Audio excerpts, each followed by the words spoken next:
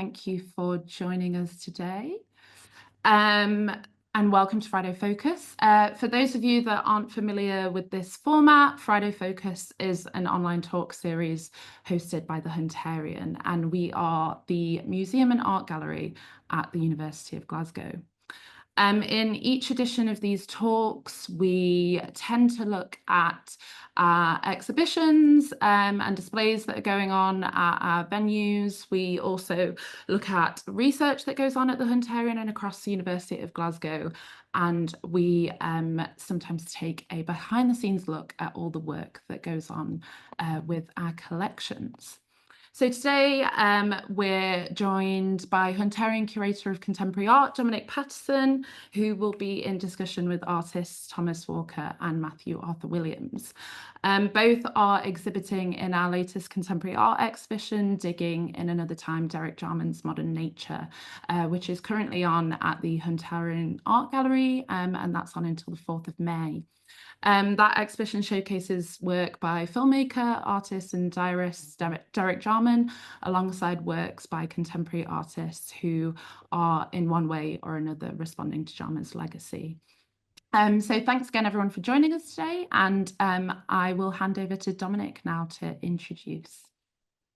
Yeah, thanks so much, Eleni, and everyone for being here, and especially to Tom and to Matthew for taking part in this conversation. We're hoping it very much will be a conversation.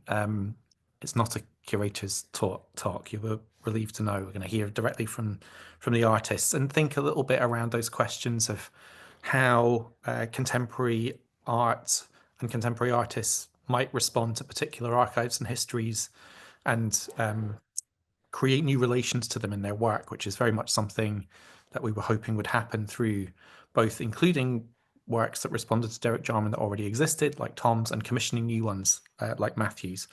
Just to introduce our two conversation partners today, in case you don't know them. Tom Walker is an artist who was living and working in Leeds.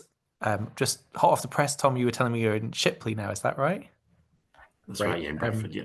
And I got to know Tom when he took part in a creative lab residency at the CCA and became interested in a particular moment in time, which is very central to this exhibition, when Derek Jarman had presented work at the National Review of Live Art in 1989.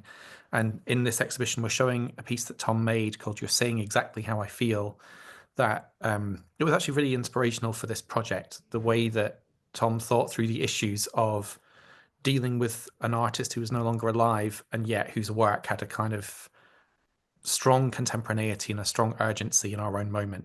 So it was really brilliant to have that conversation with Tom back in 2016, 17, I think.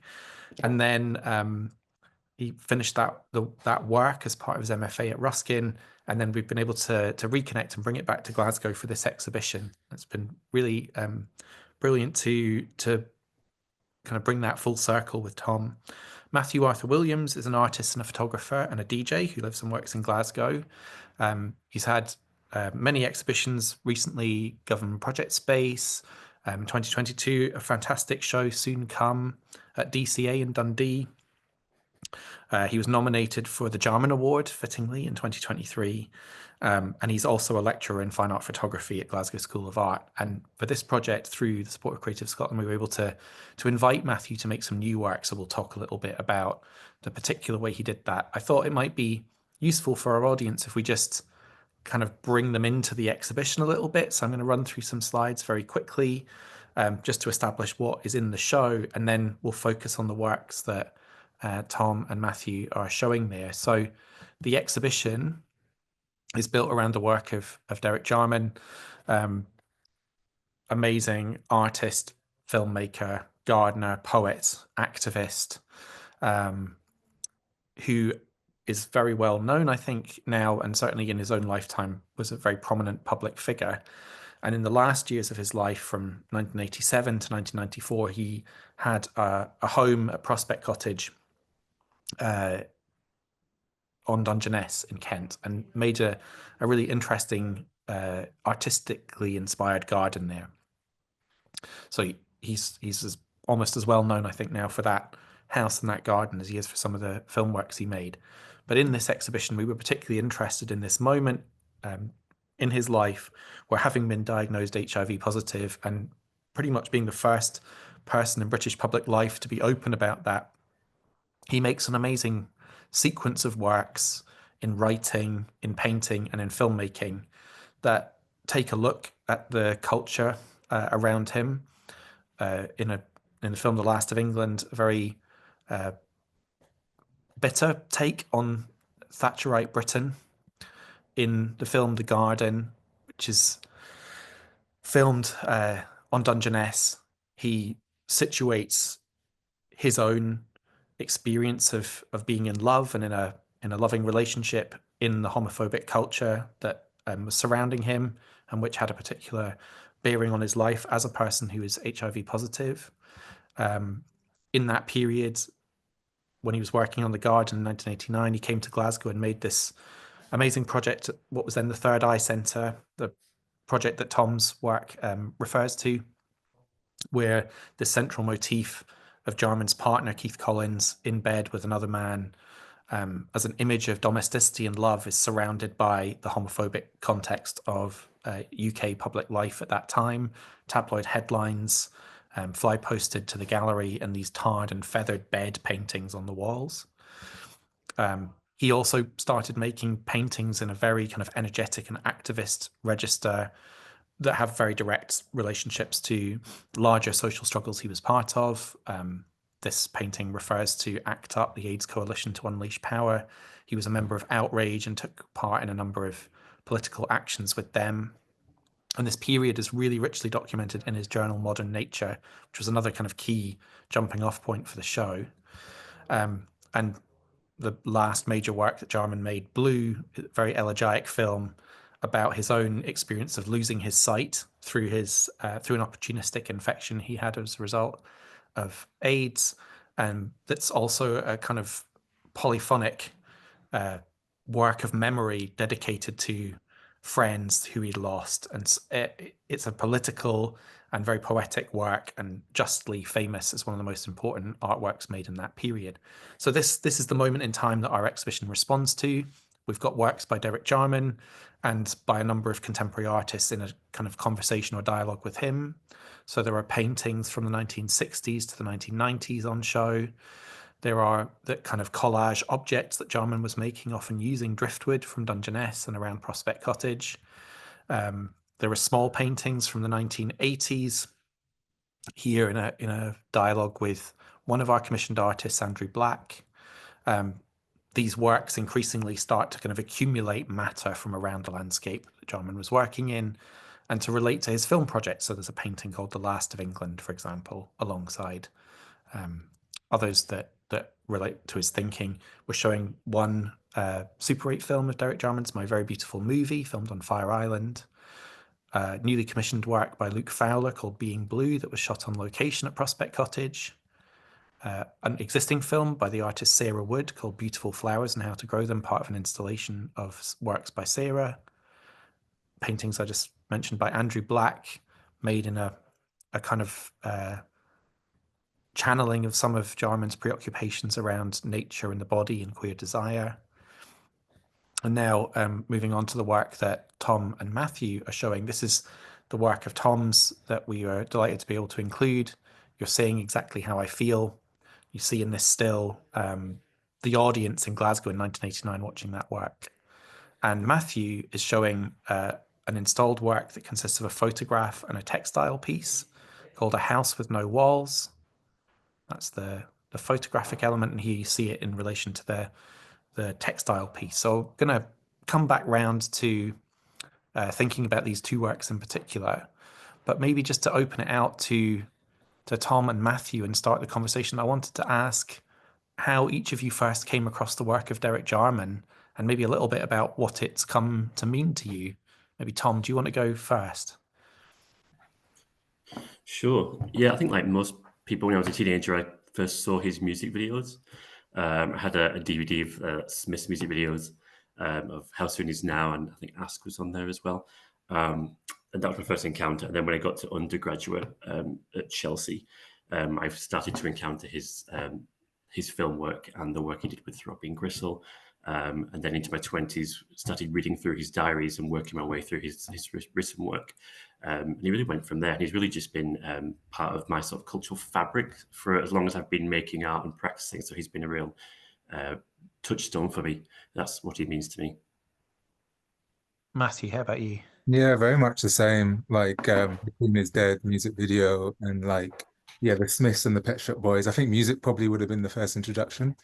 And then again getting into like yeah, art school and surrounding yourself by like I guess just like different forms of the internet. And like yeah, the deep parts of the internet and like Tumblr and stuff like that and coming across things and being like, oh, what's that? And then getting a bit of an insight into all of the other things that he was doing. So then the films would have come in, and then yeah, references to Tilda Swinton would come up, and then I'd look at her early beginnings, and then see a lot of Derek's visionary stuff coming through. So Yeah, absolutely. It's so important. I think that and part of the thing that's so exciting about Derek Jarman is this multifaceted creative life that feels so woven together that there are things that like techniques he might use in a Super 8 film in the 70s that turn up in a pop video in the 80s and then in a feature film in the 90s. And this constant sense of being part of larger conversations seems really key as well.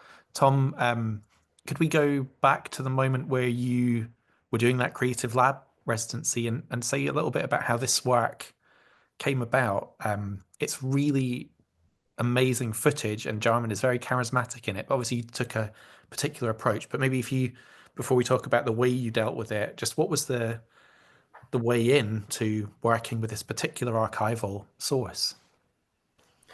As you say, I was doing the Creative Lab residency. I think it was 2014. I think Right. probably about 10 years ago. And I was conducting my own investigation into sort of queer histories. I was trying to work out, what my part was in the lineage and how I could contribute to it, or what influence it had on me, and how we could sort of learn from it and maybe not forget. And in doing so, I was reading Jarman's diaries. I was reading Modern Nature, and I came across a description of his time in Glasgow, putting up the show. And I think this is all a bit vague because it's a long time ago. I think I put a request into the Third Eye Museum archive to see if they had any information or any documentation of his time. And then this DVD turned up of the footage. And I can't, maybe you can remember, there's been some debate about how I came across the footage. I think it just appeared on my desk one day in the Creative Lab, and I'm not sure. And I can't remember if it appeared in the context of, you should watch this, you might find it interesting in light of your research, or you should take this and make a piece of art out of it. I think it was probably the former, but I think I was probably bold enough to do the latter, and then ask for permission later on. It was just a copy. It wasn't the original footage. I was working with a digital copy of something that was in the archive. I think at that point it wasn't logged in the archive, but it since has been logged in the archive. Yeah. So there's my way into all of this was this particular thing was very similar. It was having read Modern Nature, being so fascinated by his account of Glasgow and how important it seemed. It doesn't seem like a marginal thing, this project. It seemed like a very important part of his creative thinking in 1989 when he was working on the garden. And then that the footage itself, which is, as you were saying, is kind of like low res, maybe second generation or third generation, is really fascinating because of in a way, the difficulty it has in managing to take in what's going on. There's this intense relationship between Jarman and the audience, and then there's the exhibition itself, and the camera moves around the space a lot, so there's a lot going on. How did you, once you realized that you were going to work with it, what were the decisions that you had to take to, I suppose, more formally than practically, make it into a work of yours? The original footage, I think, is over an hour, right? And your work is an edit from that with very particular editing decisions made. Yeah, sure. Well, I quite enjoyed the low-res nature of it. I think I was really influenced by people like Jack Smith, who was an underground sort of queer New York filmmaker, and sort of stories of these queer films printed on celluloid or film, which, as the were shared amongst the community and played in attics and basements and penthouses would get more and more scuffed as they went around the community. And there's sort of, I don't know how true it is, an urban legend of Jack Smith deliberately putting dust on the film to make it look like more people had seen it than they had. And there was this sort of deliberate queering of the physical queering of the material to try and establish it as part of a like cultural zeitgeist. So I saw the digital sort of degrading of the film in a similar way, and I saw any sort of splicing up I might do with the footage as a similar sort of action, sort of a queering or taking ownership in by sort of degrading it. When it came to making a decision to cut away every time Jarman sort of entered the frame, that was really based on my, I guess, on my dilemma of not wanting to pander too much to his celebrity, or trying to be respectful to what he was trying to achieve with the exhibition. He talks in the film about using his public profile to try and draw attention to issues around Section 28 and, you know, stigmas proliferate by the press against people living with AIDS. So I didn't want to sort of remove that and somehow make it about him or like idolizing him in some way. So every time he came onto screen, he's so recognizable. I was sort of pulled out of it. So I thought, I'm just going to get rid of him and see what that does. So I just went through and just cut out all the bits where his face was visible, leaving only bits where the camera is showing the back of his head or he disappears behind a pillar or something like that. And I chose to intercut that with noise from the actual VHS, which was on the beginning and the end of the digital rip, to sort of integrate it and hopefully not take the viewer too much out of it. But that was really the starting point. It was what's the important message here and how do I not detract from that? It was interesting trying to work with an artist, as you said at the beginning, that is no longer with us. Suddenly the idea of respectfulness suddenly sort of came into play, and I didn't want to do, and I was conflicted about not wanting to sort of be seen to be putting myself into it too much or making it about me. So I decided to try and be as minimalist as I could in my intervention to try and at least keep the content there. And Matthew, for you, obviously, this work came about through an invitation to think about Jarman, and it felt like it was at a good moment for you that had sort of was happening a bit organically. But I remember our first conversations were in some ways around affinities between the way you'd been photographing landscape and things in Jarman, and then the work that you made kind of went in a different direction, a really interesting pivot. Could you just explain, I guess, that path for you into this work of thinking about Jarman in some way, but then wanting to turn it into something that felt like an interesting new direction for you, I guess? Yeah, totally. I'll try and hold on to that question as well, but backtrack to what Tom was saying, because it's amazing how when something lands on your desk in these ways in which we make work and kind of through being given something, but also kind of not asking permission to do the thing that you need to do with it, and you have to kind of work with it. And I kind of see a lot of that as well myself, and appreciate. I think that's how we have to make work. And there was another thing that Tom said that I actually wanted to just jump in and be like, yes, amazing. That's exactly where actually this exhibition is a really amazing opportunity where both of our practices are in the same space alongside Derek Jarman's, and they are talking to the same thing or the same kind of way of trying to avoid canonizing an individual and like thinking about the people that are also around it. So I guess if you look at the work, there's like lots of bodies amongst an ornate fireplace within a building. And those bodies relate to the kind of like almost kind of making a choral effect or making some kind of a visual sonicness that these people play a part in, not just the image, but also bringing forward quite a lot of history.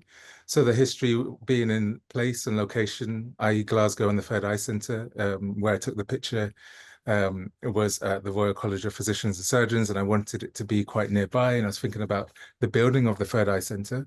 And I'm also thinking about landscape. Landscape necessarily doesn't need to be a hillside or a street or a cityscape. It can be many things, and it could also be people. And that landscape needed to be kind of represented at how these histories were layering on top of each other.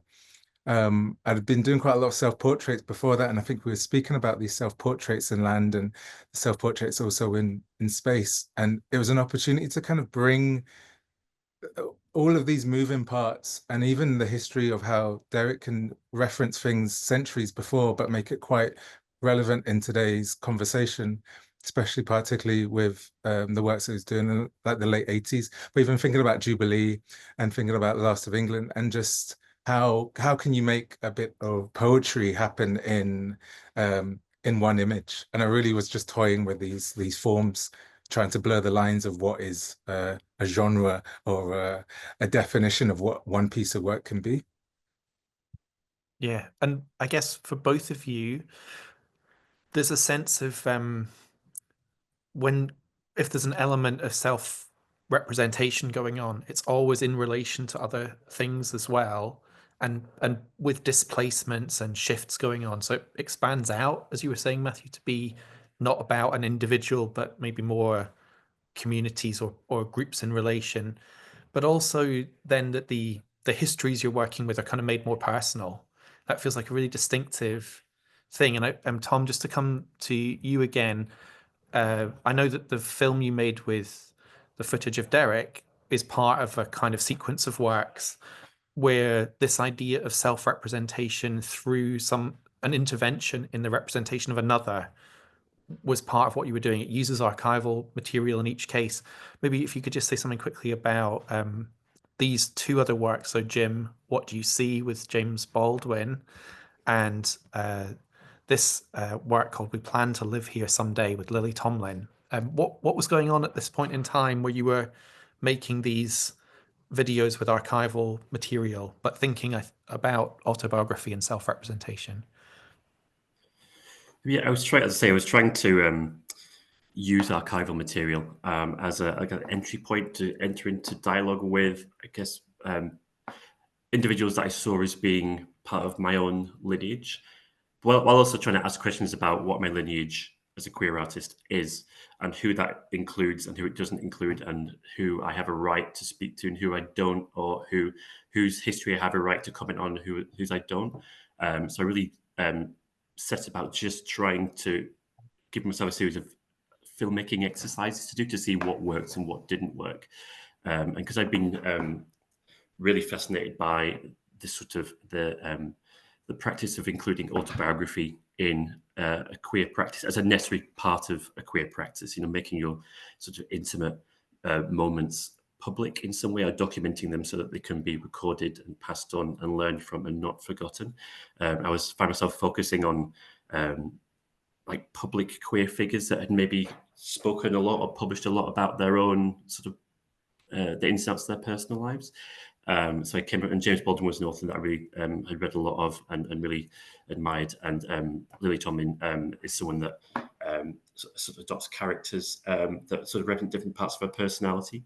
And I found these two footage online. And I set about trying to do something similar to the Jarman work, where I thought, what intervention can I make into these footage which somehow allows me to have some sort of abstract dialogue with them, or at least show my artist's hand in these pieces of film.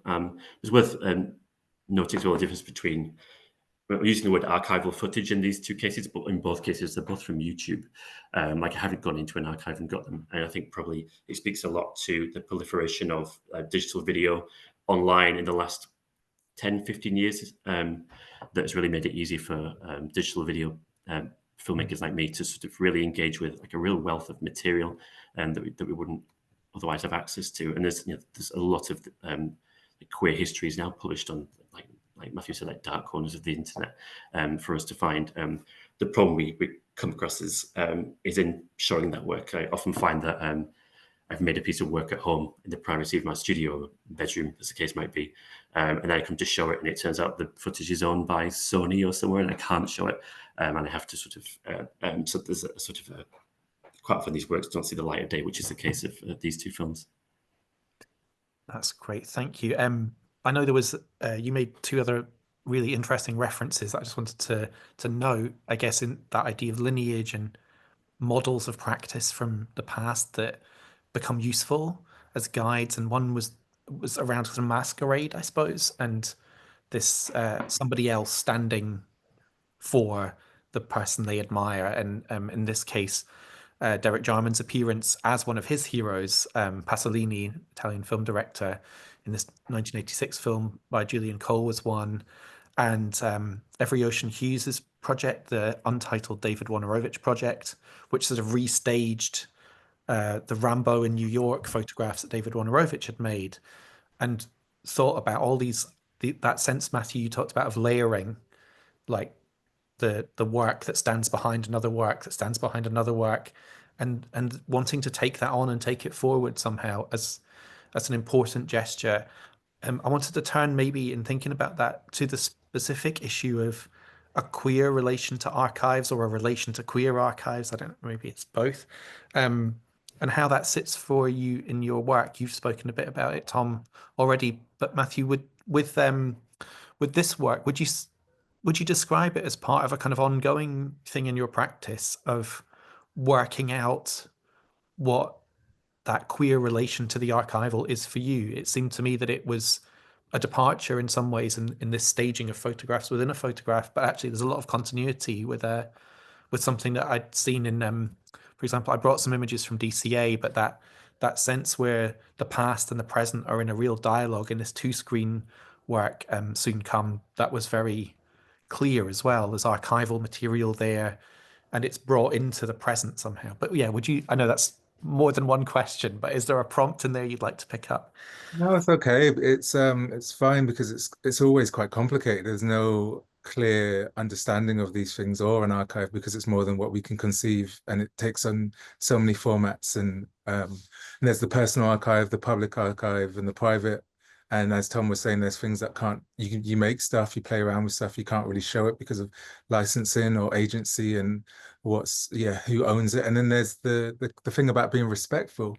And that's really, as much as you want to be as queer and as punk as you want to do, or you want to blur the lines constantly, respect does come into it, quite a big deal. And I guess I'll talk about the photograph in the show before talking about some, because I feel like that, even though they're all quite together in my mind, and like perhaps like if I start to separate them as projects, they are, you can see an artist's practice happening, but they're so complicated and such a big part of many histories. Whereas with trying to reference somebody like Julius Eastman and not trying to also use his name so in the kind of limelight of it, trying to think about just like his history, his legacy, his kind of like not the opportunity to not have the same kind of legacy as other kind of classical musicians and avant-garde musicians, and also falling to just society, the hardships of society, and living in like a big city like New York City. I was thinking about people like Samuel Delaney, how he speaks about New York City. I was thinking about people like Alvin Baltrop and how he photographs the piers. And I was thinking about all of these things that are happening all in one place, but are really quite separate, but they're also kind of the same. And when you try and imagine what you would do with, I don't know, bits of information, I think within like a queer history or an LGBTQ history, some of it is very public and a lot of it is really not public, and some people choose to not make it public, and that's great, but it does make it quite hard for future generations to start digging. And I think everybody loves a dig. Even if you're just a gardener, you like to get your hands messy in the mud, and you like to do a bit of digging around to find something that you don't know is there, but it's there somewhere, and you're like, all right, let's just keep going.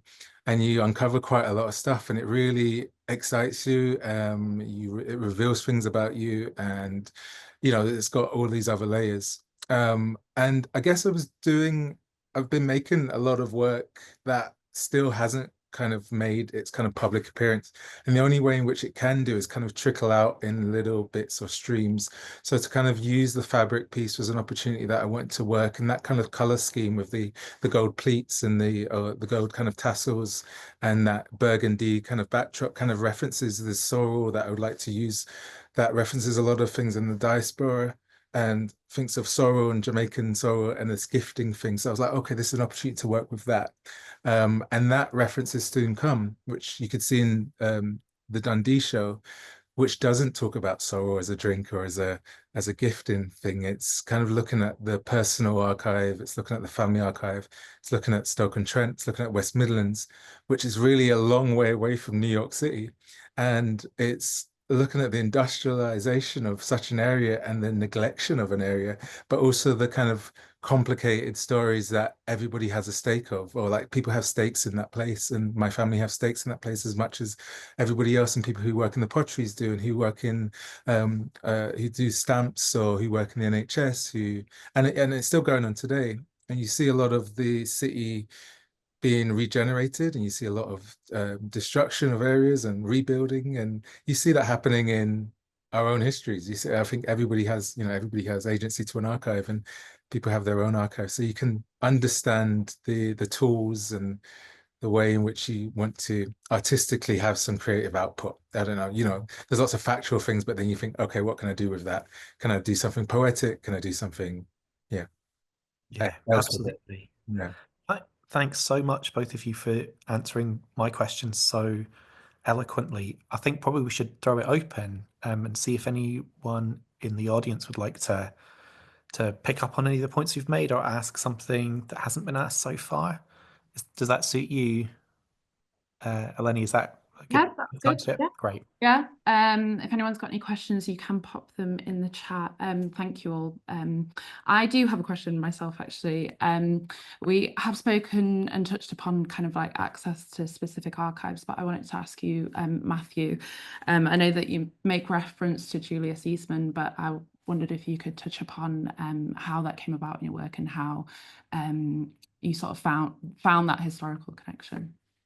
Yeah, I kind of had, I think it was probably about 2015 or 2014 that I began to hear Julius's name kind of pop up every so often. And I started to look into it a little bit. And then there was an article in 2017 in the New York Times about one of his symphonies being rediscovered, and it was given to his past partner of a short period of time in the 80s called Arnie Mohill. And it wasn't so much about Julius or Nemo, it was probably about how precarious a relationship can be, and I was thinking about love and loss, and I kind of began to get obsessed about their relationship, and I wanted to then dig in a little bit, and then that opened up another kind of door about how do you preserve anything, how do you preserve like a past relationship apart from being quite either like warm about it or so, or like however it ends, there's ways in which you kind of dwell on it, or you can put it into the back. And again, that's thinking about memory and that thing. So I then kept digging around. I had a friend who's a musician who was interested in and performs in orchestras and has done some recitals with Julius's works as part of a larger symphony. So we began talking about it. And so we've collaborated, and that person you can see in the picture on the left, that's Blaise Henry, who's a violinist and viola player. So we talk about these histories and look at archives together, but it's amazing when somebody else can play a piece of music that's written by this person, and you can appreciate it once more, or get into it again. I know it's a story that's been rehearsed quite a few times through the project the CCA did about its archive, but so interesting that the only known recording of Julius playing his own music is a performance given for the Third Eye Centre. So there's this affinity with Tom's work of these sort of very precarious fragments of a moment in time that had a certain intensity to it and preciousness, and it could so easily not be visible or not be shared or not have a life in the present. And that archival material had been mislabeled, and the tape said Morton Feldman on it because Julius was touring with Morton Feldman Creative Associates, and they watched it probably for the first time in 40 years and realized who it was, and it became this really big moment for Eastman scholars because they'd never seen him play his own music. And the work is so good as well. It's so important, so clearly important, and yet it was so nearly lost to history. So such a important figure to think about, I think. Anyway, are there any questions, Ellie? I can't see the chat myself, so you might have to take There aren't any other in the chat, but I also just wanted to ask, obviously, listening to you both talk, there's clear connections between the way that you both work and have responded to archive in the works that are exhibiting here, looking at sort of, queer histories and figures, but not heroing people in the work. And I wondered if you both were kind of aware of this way that you were both working with archive prior to this exhibition, or if coming together has kind of, I don't know, highlighted things to you about your relation to each other as an artist. Do you want to go top? I'll start to. I don't mind. There you go. I think I've known. Yeah, I knew some of Tom's work, perhaps the one that's been shown now. But I think I remember when Tom was doing your residency. But I didn't know so much about the intricacies. It's been amazing just listening to how and why you've been wanting to get into some of that and how it's so complicated. But it's like trying to move the jigsaw pieces around to kind of merge all this information together. Yeah, similar. So me and Matthew, we hadn't really met properly until quite recently. We were sort of aware, and we had lots of mutual friends. I was in Glasgow 2014, 15, and then I moved down to London. So I wasn't in Glasgow that much after that. But yeah, it's been a really good experience getting to know Matthew's work, and I think it's brilliant. Yeah, so and learning where the overlaps are, it's fascinating. Amazing, thank you. Thanks again, both of you, for today. We're kind of a bit over time now, but the exhibition is on at the Hunterian Art Gallery until the 4th of May, and we're open Tuesday to Sunday, so do pop along and see it if you can, and thank you for joining us online today. This talk will be made available on our YouTube channel soon. Thank you, Dominic, thank you, Matthew and Tom, and thanks everyone for joining us today, and I hope you have a lovely weekend when it comes to it.